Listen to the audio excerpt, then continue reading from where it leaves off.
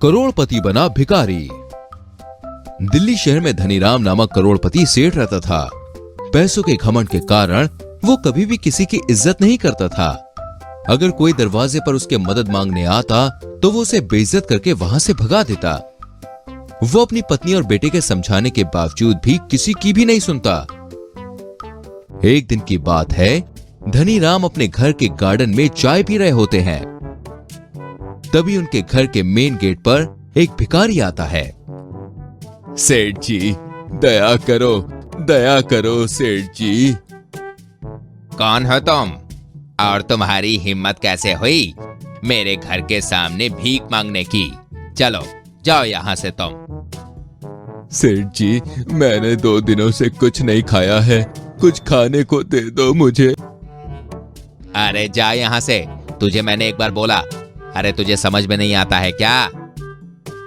देखो सेठ जी, बुरा वक्त कभी कहकर नहीं आता।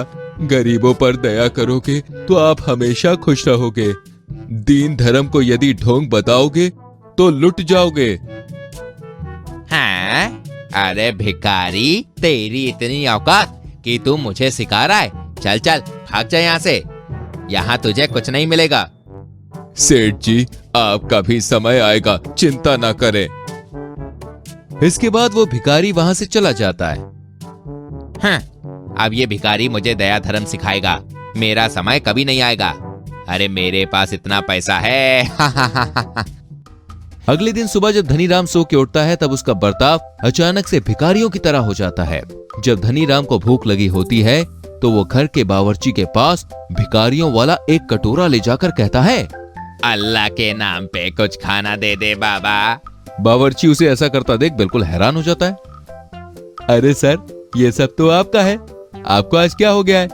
ये भिखारी के जैसे कपड़े क्यों पहने हैं और भिखारी के जैसे बात क्यों कर रहे हैं?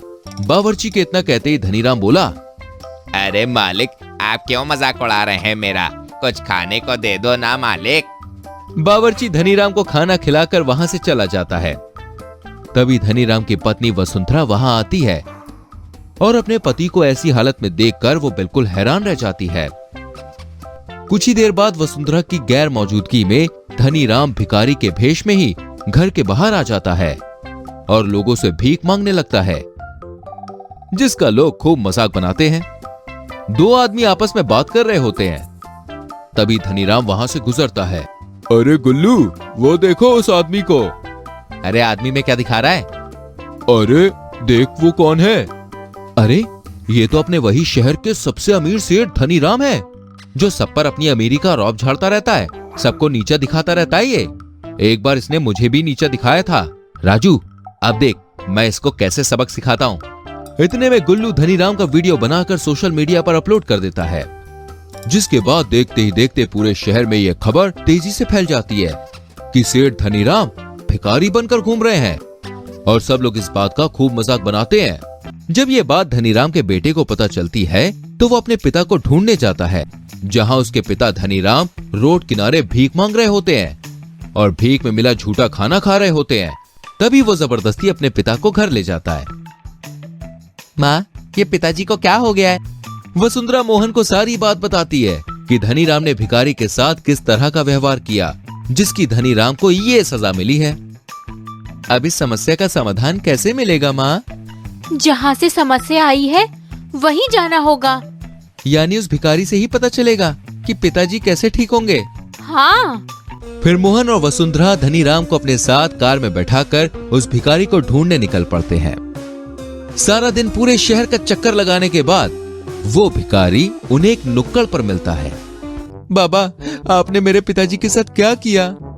क्या किया बेटा? मैंने तो कुछ नहीं किया, ये तेरे पिता के कर्मों का फल है। तो बाबा, इसका कोई समाधान तो होगा ना? हाँ है तो, लेकिन अगर ये फिर वैसा ही रहा तो दूसरे दिन फिर से भिखारी के रूप में आ जाएगा और जिंदगी भर के लिए वैसा ही रह जाएगा। लो बेटा, घर जाने के बाद ये लड्डू तुम इसे खिला देना। इसे खाने के बाद ये ठीक हो जाएगा, लेकिन मैंने जो कहा उस बात को याद रखना। जी बाबा, आपका बहुत बहुत शुक्रिया। इसके बाद वो दोनों वहां से अपनी कार से चले जाते हैं। और घर जाके वो धनीराम को वही लड्डू खिलाते हैं। लड्डू खाते ही धनीराम पहले जैसा सामान्य व्यक्ति हो जाता है और कहता है, हे भगवान, तेरा लाख लाख शुक्र है मालिक कि मैं ठीक हो गया। अब मैं कभी भी अपनी अमीरी पर घमंड नहीं करूंगा और हमेशा दान धर्म करूंगा।